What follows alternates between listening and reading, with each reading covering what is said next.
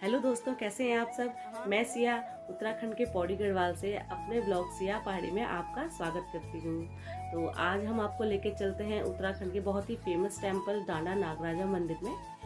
तो हम घर से निकल पड़े हैं और आपको दिखाते हैं कि हमारे यहाँ का जो फेमस मंदिर है डांडा नागराजा का वो कैसा है। तो चलिए हम निकलते हैं घर से फैमिली के साथ। तो आपको आगे दिखाते हैं रास्ते में क्या क्या पड़ता है और कैसे कैसे वहाँ के नज़ारे हैं। तो बने रहिए मेरे साथ मेरे ब्लॉग में।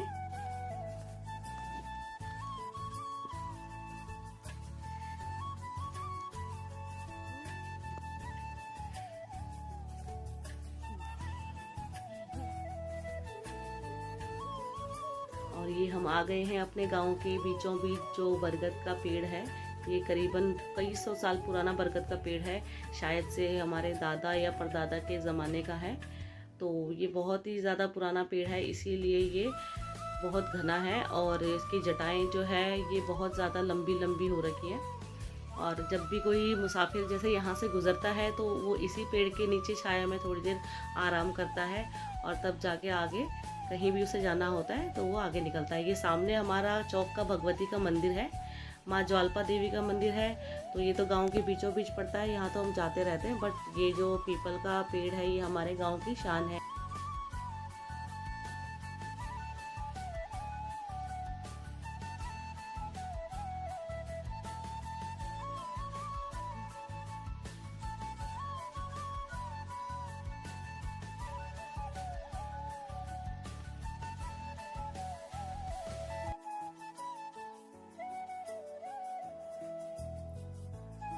और ये रास्ता जो है गांव के बाहर आकर गांव की बैक साइड में ये रास्ता है, सीधा सड़क पे जा रहा है। और इस रास्ते के राइट साइड आप देख सकते हैं कितना ही खूबसूरत व्यू ये दिख रहा है, बहुत प्यारा लग रहा है। क्योंकि गांव के पीछे का एरिया है और यहाँ से दूर दूर तक की पहाड़ियाँ हमें नज़र आती है। और वो सामने आपको सड़क दिख रही होगी जिस तरफ से कि हमारी गाड़ी आने वाली है। तो ये पीछे का एरिया है और इसी तरीके से हम थोड़ा सा चढ़ाई चढ़ेंगे और थोड़ा सा आगे जा कर के हमें हमारी सड़क मिल जाएगी। तो ज़्यादा चढ़ाई नहीं है यहाँ पर, हल्की बहुत चढ़ाई है। क्योंकि गांव के बैक साइड का एरिया है तो घुमा घुमा कर जो रास्ते बनाए गए हैं उसकी वजह से चढ़ाई कम लगती है।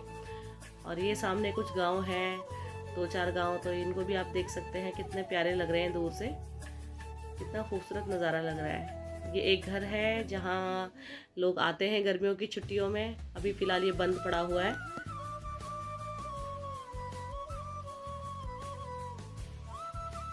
देख लीजिए कितना खूबसूरत लग रहा है यहाँ से ये एरिया, बड़ा ही प्यारा लग रहा है। जब शाम के वक्त इस तरफ हम आते हैं तो ये और भी ज़्यादा खूबसूरत लगता है। और यहाँ पर से बहुत ही ज़्यादा तेज़ हवाएं चलती है इस एरिया में। जब हम आते हैं कभी घूमने तो बहुत ठंडी हवाएं और तेज़ हवाएं चलती है जो कि बहुत ज़्यादा सुकून देती है। तो ये धीरे धीरे हम बढ़ रहे हैं अपने गाँव की सड़क की ओर। और वो सामने जो आपको बिल्डिंग्स दिखाई दे रही है वो हमारे यहाँ का स्कूल है, इंटरमीडिएट स्कूल। और उसी के साथ में जो छोटे छोटे और जो घर से बने हुए हैं वहाँ पर हमारी है दुकानें, जहाँ से कि हम राशन वगैरह लेके आते हैं, कोई भी छोटा मोटा घर का सामान। तो ये फाइनली पहुँच गए हैं हम सड़क पर। और ये आप देख सकते हैं सड़क पर पापा लोग बैठे हुए हैं, भाई लोग घूम रहे हैं, अभी गाड़ी का वेट कर रहे हैं। शायद अभी गाड़ी आने में थोड़ा वक्त है, तो तब तक आप इन नज़ारों का मज़ा लीजिए।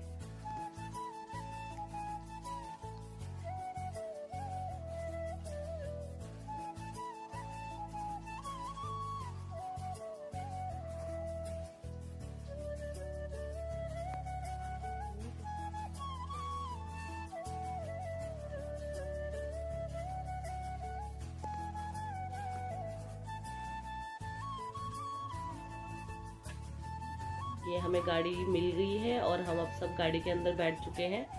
तो फाइनली निकल पड़े हैं अपने रास्ते की ओर। इस वक्त हम गाड़ी के अंदर बैठे हैं और मैं ये वीडियो शूट कर रही हूँ गाड़ी के अंदर से, जिसकी वजह से मेरा हाथ जो है बहुत ज़्यादा शेक कर रहा है। तो प्लीज़ आप कोऑपरेट कीजिएगा क्योंकि हैंड शेक बहुत ज़्यादा कर रहा है मेरा।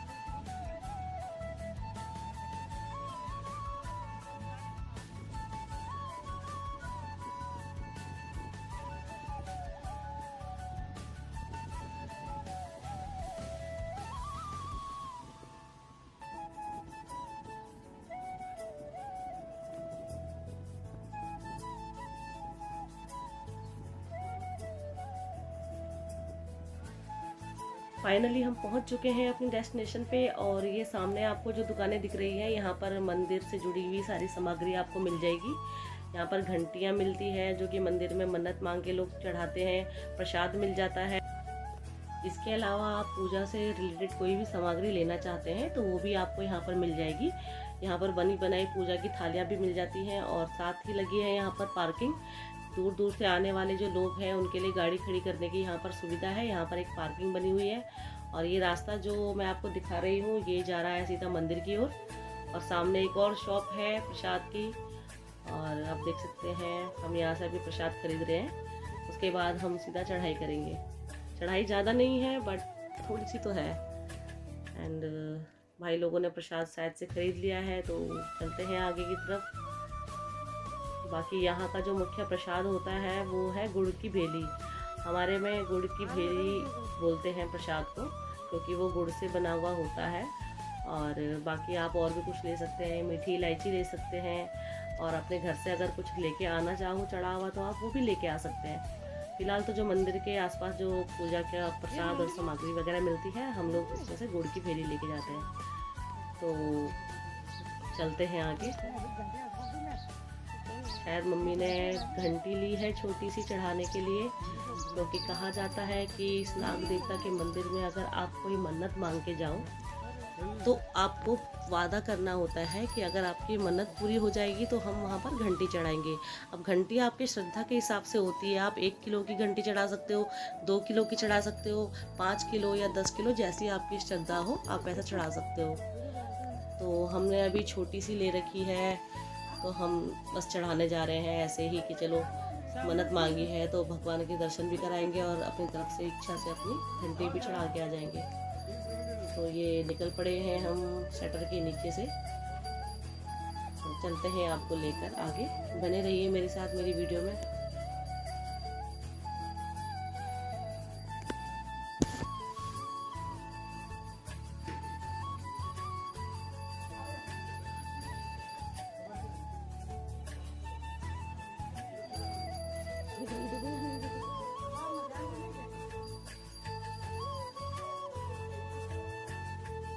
मम्मी जा रही है घंटी बजाते हुए, क्योंकि अच्छा लगता है कि जब नाग देवता के मंदिर की तरफ जाएं और उनके लिए घंटी ले करके जाएं तो बजाते हुए जाने में जो अच्छा लगता है, अच्छा फील होता है, वो सच में दिल को बहुत ज़्यादा खुश कर देता है। लगता है अंदर से कि हम किसी दैवीय शक्ति के पास जा रहे हैं। और यहाँ का नियम है कि अगर घंटी ले जाते हैं तो बजाते हुए ज़रूर जाना पड़ता है।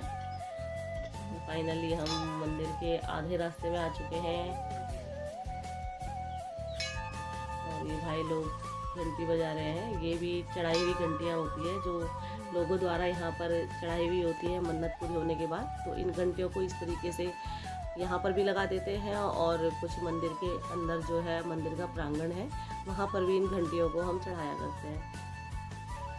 घंटी लेने का मतलब है कि मन्नत पूरी हो जाए, घंटी चढ़ा दी, फिर पंडित जी के पास उस घंटी को लेके जाते हैं। पंडित जी उसमें पूजा करते हैं, और चढ़ाने के बाद हम लोग फिर वहाँ पर आपस में मिल बैठ के बातें करते हैं, घूमते हैं, और जो सुंदर सुंदर नज़ारे हैं उनका मज़ा लेते हैं।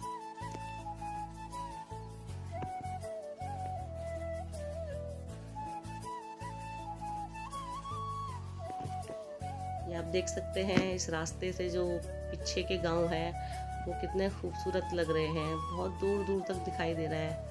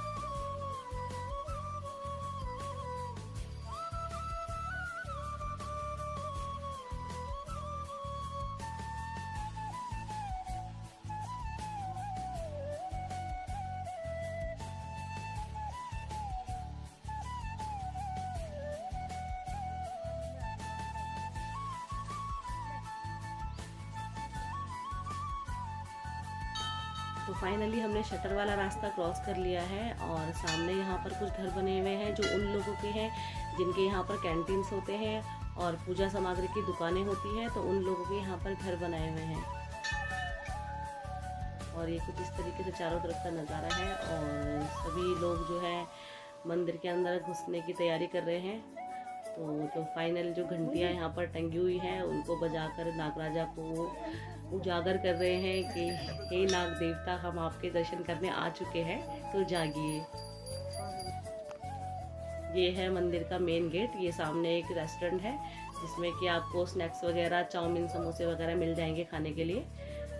ये है मंदिर का मेन गेट। वैसे तो इस मंदिर के 2 गेट हैं, एक इस तरफ है और एक दूसरी साइड है, पर सेम एक जैसे ही हैं दोनों। तो जो इस तरफ से आना चाहते हैं वो इस तरफ से आ सकते हैं, जो उस तरफ से आना चाहते हैं वो उस तरफ से आ सकते हैं। ये फाइनली हमने एंट्री कर दी है मंदिर के अंदर और ये बाहर का रास्ता जहाँ से हम अभी आए हैं। और ये मंदिर के आसपास का एरिया है जहाँ पर कि छोटी छोटी शॉप्स भी हैं और पूजा सामग्री की दुकानें भी हैं। और रेस्ट करने के लिए कुछ शटर टाइप के बने हुए हैं, यहाँ पर आप लोग रेस्ट कर सकते हैं, बैठ सकते हैं छाया में। और जो यहाँ पर है जूते चप्पल उतारने के लिए कुछ शेड्स बनाए गए हैं, तो ये देख सकते हैं आप। यहाँ पर हम लोगों ने अपने जूते चप्पल उतार लिए हैं। हम जा रहे हैं मंदिर की ओर और सामने आपको मंदिर का जो गेट है वो आपको दिखाई दे रहा होगा। वहाँ पर अभी कुछ लोग बैठे हैं, पूजा करवा रहे हैं, तो हमें अभी थोड़ा सा वेटिंग में रहना होगा। तो हम लोग तब तक ऐसा करते हैं कि थोड़ा साइड की ओर चलते हैं, थोड़ा सा रेस्ट करते हैं 5।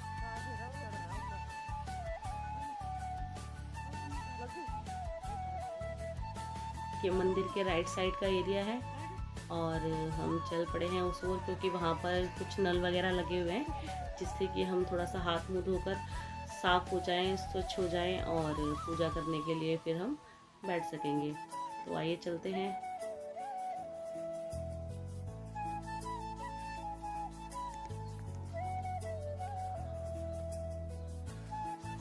ये सामने कुछ टंकियाँ लगी हुई है जहाँ पर कि आप लोग कहीं से आते हो तो हाथ मुँह धो सकते हो पूजा करने से पहले। और धोना भी ज़रूरी है क्योंकि जब हम एंट्रेंस के सामने जब हमने जूते चप्पल उतारे थे तो वहाँ पर फिर हमारे हाथ थोड़े से गंदे हो जाते हैं, तो जूते चप्पल उतारने के बाद हाथ धोना ज़रूरी है। तो अब हमारा नंबर आ चुका है पूजा करने का और हम बैठ चुके हैं पूजा करने के लिए पूजा के स्थान पर। ये सामने आप देख सकते हैं मंदिर, ये जो है गेट बने हुए हैं, इसी के अंदर एक छोटी सी गुफा टाइप की बनी हुई है जो कहते हैं कि पुराने टाइम से ही, जब इस मंदिर का जो निर्माण नहीं हुआ था उस वक्त से ही वो छोटी सी गुफा वहाँ पर पहले से थी। फिर उसके बाद जो बाहर से कुछ लोग आए, उन्होंने देखा मंदिर, तो उन्होंने सोचा कि इस जगह पर बहुत भव्य मंदिर बनना चाहिए। तो कुछ बाहरी लोगों का इसमें योगदान है और कुछ हमारे जो गाँव है, हमारे जो लोग हैं, उनका भी कुछ योगदान है। तो इस मंदिर को बहुत ज़्यादा खूबसूरत बनाया गया है। तो ये अब हमने पूजा कर ली है और अब हम मंदिर के 4 फेरे लेंगे, क्योंकि पूजा करने के बाद ज़रूरी होता है कि मंदिर के 4 फेरे लेना। और साथ ही आप देख सकते हैं जो घंटियाँ आपको दिख रही है इस वक्त मंदिर के जो द्वार पे लगी हुई है, ये सारी जो भक्तों द्वारा मन्नतें पूरी होने के बाद जो चढ़ाई गई घंटियाँ होती है, ये वही घंटियाँ हैं। और ये तो कुछ भी नहीं है, इस मंदिर के चारों तरफ जितने भी पेड़ हैं, जितने भी शटर है, हर जगह ये घंटियाँ आपको देखने को मिलेगी। क्योंकि हर साल न जाने कितने लोग यहाँ पर आते हैं हर बार। और यहाँ सच पूछूं तो यहाँ कभी भी खाली नहीं रहता है। यहाँ पर हर बार हर दिन यहाँ पर भीड़ लगी रहती है। नागराजा की जो मान्यताएं हैं वो है इतनी कि लोग यहाँ आए बिना रह नहीं पाते। और ये सामने है गर्भगृह मंदिर का, जहाँ की नागराजा जी वास करते हैं। और ये थोड़ा सा दूर से मैंने शॉट लिया है आपको दिखाने के लिए। तो ये मेन गेट कुछ इस तरीके का है, साइड में चेयर बनाई हुई है ताकि आप पूजा करने के बाद थोड़ा सा रेस्ट ले सकें। ये आप देख सकते हैं कितना खूबसूरत लग रहा है ये मंदिर, और इससे भी ज़्यादा खूबसूरत है यहाँ के जो चारों तरफ ये आप देख सकते हैं भक्तों द्वारा जो घंटियाँ चढ़ाई गई है। ये जो पेड़ है जितने भी, ये भी सारे फूल हो रखे हैं। आपको वीडियो में मैं आगे दिखाऊंगी कि कितनी सारी यहाँ पर घंटियाँ लोग हर दिन चढ़ाते हैं। जैसे लोगों की मन्नतें पूरी होती है, लोग यहाँ पर अपनी मनोकामना पूरी करने के बाद घंटी का वादा करते हैं और चढ़ा के जाते हैं। साथ ही आपको देखने को मिलेगी यहाँ पर कुछ शॉप्स, जो कि आप इसमें नागराजा से जुड़ी हुई कोई भी चीज़ ले सकते हैं। जैसे मूर्ति हो गई है, नागराजा की फ़ोटो हो गई है, ये बच्चों के खिलौने हैं, ये कुछ मालाएं हो गई हैं, और साथ ही कैंटीन्स भी आपको देखने को मिलेगी अगर आप ब्रेकफास्ट करना चाहें पूजा के बाद। ये स्नैक्स और कैंटीन्स की शॉप है। साथ में एक और शॉप आपको देखने को मिलेगी। तो हमने अभी पराठे ऑर्डर कर रखे हैं और तब तक हमने सोचा कि जब तक जो कैंटीन वाले भैया हैं वो पराठे बना रहे हैं तब तक हम लोग घूम के आते हैं थोड़ा। तो ये देख लीजिए, ये भी एक शॉप है, यहाँ पर भी एक कैंटीन है छोटी सी, और ये साइड में एक छोटा सा मंदिर सा बना हुआ है, उसमें भी नागराजा की शायद से कोई छवि होगी। और ये घंटियाँ आप देख सकते हैं, ये भक्तों द्वारा चढ़ाई गई घंटियाँ हैं जो कि मंदिर के प्रांगण में और पूरे एरिया में इस तरीके से लगा दी जाती है। और साथ ही आप ये जो पहाड़ी देख रहे हैं इसके पल्ली तरफ है सीधा सद्दर खाल, तो यहाँ से बहुत ज़्यादा खूबसूरत लग रहा है। और ये देवदार के कुछ पेड़ हैं और यहाँ पर काफल के पेड़ भी बहुत ज़्यादा मात्रा में पाए जाते हैं, क्योंकि ये जो इलाका है ये बहुत हाइट पर है और बहुत ठंडी जगह पर है, इसलिए काफल जो होते हैं वो ठंडी जगहों पर ही पाए जाते हैं। तो इस टाइम पर तो अभी है नहीं काफल। और ये साथ में जो है मंदिर के साइड का एरिया है, और अभी मैं आपको लेके चलूँगी उस पेड़ पर जहाँ पर कि लोगों ने बहुत सारी घंटियाँ टांगी हुई हैं। साथ में कुछ लोग हैं यहाँ पर जो ब्रेकफास्ट कर चुके हैं। हमारी फैमिली भी आगे वाले टेबल पे बैठी हुई है वेट में। और ये है मंदिर के साइड की वो घंटियाँ जो भक्तों द्वारा यहाँ पर दान की गई हैं। ये आप देख सकते हैं कुछ इस तरीके से मंदिर का चारों तरफ का जो ये एरिया है। और साथ ही अब मैं आ गई हूँ यहाँ एक शॉप पे जहाँ की आपको हर चीज़ मिलेगी उत्तराखंड से रिलेटेड। माला हो गई, पहाड़ी परिधान से रिलेटेड चीज़ें हो गई। ये देख लीजिए आप, पहाड़ी टोपी यहाँ पे आपको मिल जाएगी, ये पहाड़ी गुलोबंद आपको मिल जाएंगे। साथ ही यहाँ पर कुछ और ज्वेलरीज है जो आर्टिफिशियल है लेकिन बहुत ज़्यादा खूबसूरत है। ये आपको नागराजा देवता से जुड़े हुए कुछ लॉकेट्स वगैरह मिल जाएंगे, नाग देवता की छवि बनी हुई है इनमें। और ये मालाएं हैं लेडीज़ों के लिए, तो आप यहाँ से ले सकते हैं। ये बच्चों के खिलौने, और साथ में ये जो रिंग्स देख लीजिए आप।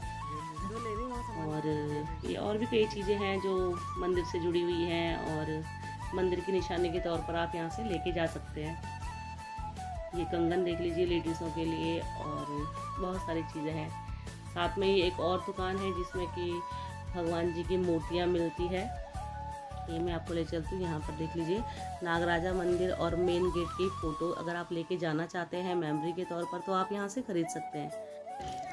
हमारे कुछ बहुत ही पुराने बुजुर्गों के अनुसार जो हमें सुनने को मिलती है इस मंदिर के बारे में जानकारी, तो वो कुछ इस प्रकार है कि बहुत साल पहले यहाँ पर जब नागराजा जी ने प्रकट रूप लिया था तो वो किसी के सपने में जाकर उन्होंने ये बात कही थी कि मैं यहाँ पर प्रकट हो रहा हूँ और मुझे यहाँ पर स्थान चाहिए। तो वहाँ के लोगों ने आसपास के गांव में मिलकर बातें की और आपस में इस मसले को सुलझाया और फिर एक निर्णय लिया उन्होंने कि यहाँ पर नागराजा जी प्रकट हुए हैं तो यहाँ पर उनका एक स्थान बनना चाहिए। तो उस टाइम पर कुछ कई सौ साल पुरानी बात है, तो इतना ज़्यादा मतलब डेवलप नहीं था उस टाइम उत्तराखंड, तो उन्होंने छोटी सी 4 दीवारी का एक छोटा सा कमरा बनाया और उसी में नागराजा जी को स्थान दिया। उसके बाद कई सालों तक ऐसे ही लोग आते रहे, पूछते रहे। फिर जब बाहर के लोग आने लगे दूर दूर से, तो उन्होंने देखा मंदिर की हालत, तो उन्होंने सोचा कि इस मंदिर को और भी भव्य बनाया जाए। तो यहाँ पर इस मंदिर को बनाने में कुछ बाहर के लोगों का भी योगदान है और कुछ हमारे उत्तराखंड के जो अधिकारी हैं, कुछ जो आस पड़ोस के गाँव के हैं, सब ने मिल करके इस मंदिर का निर्माण करने में बहुत सहायता की। और जिस वजह से ये जो मंदिर है वो आज इतना खूबसूरत बना हुआ है, इतना भव्य बना हुआ है। और हो सकता है आने वाले टाइम पर इसमें अभी और भी कुछ निर्माण कार्य हो, क्योंकि वैसे तो इस मंदिर में कोई कमी नहीं है, बहुत ज़्यादा खूबसूरत है। बट जैसे जैसे अब लोग आते जाएंगे और भीड़ बढ़ती जाएगी तो उसका भी बंदोबस्त किया जाएगा कि आगे और क्या क्या डेवलप हो सकता है ये मंदिर। और बाकी हमने तो अपने बुज़ुर्गों से यही सुना है, बाकी अलग अलग जगहों में अलग अलग कथाएँ हैं इस मंदिर को लेकर। तो ये आप देख सकते हैं घंटियाँ कितनी प्यारी लग रही है यहाँ पर, जो लोगों द्वारा यहाँ पर चढ़ावे में चढ़ाई गई है।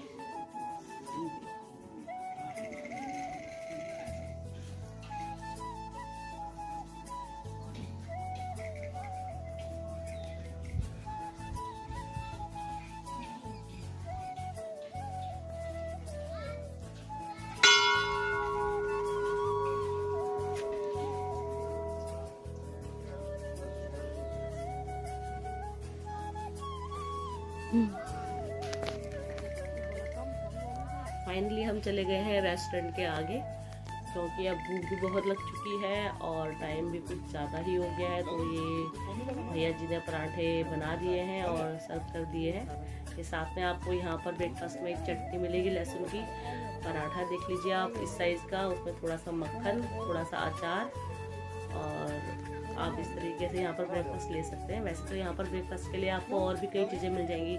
चाउमीन मिल जाएंगे, समोसे मिल जाएंगे, पराठे मिल जाएंगे, रोटी सब्जी मिल जाएगी।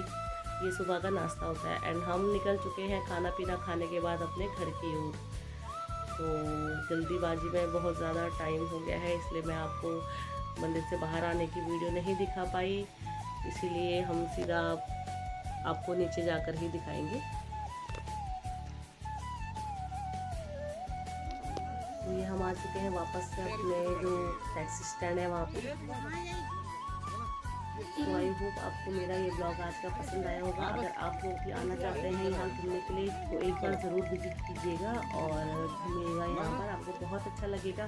और जो नॉन पहाड़ी लोग हैं तो वो जो बाहर रहते हैं वो ऋषिकेश तो आ ही सकते हैं। ऋषिकेश से सीधा देवप्रयाग की जो गाड़ी है वो ले लीजिएगा और देवप्रयाग से ही आप किसी से भी बोल दीजिएगा, किसी भी ड्राइवर से, कि डांडा नागराजा जाना है तो वो आपको वहाँ तक लेके चला जाएगा। और जो पहाड़ी लोग हैं उनको तो पता ही होगा। तो इसी के साथ मैं आज का अपना ब्लॉग यहीं पर एंड करती हूँ। आई होप कि आपको मेरा वीडियो पसंद आया होगा, और आपको अगर ऐसी वीडियोस पसंद हैं तो आप मेरे चैनल पर बने रहें। Bye bye.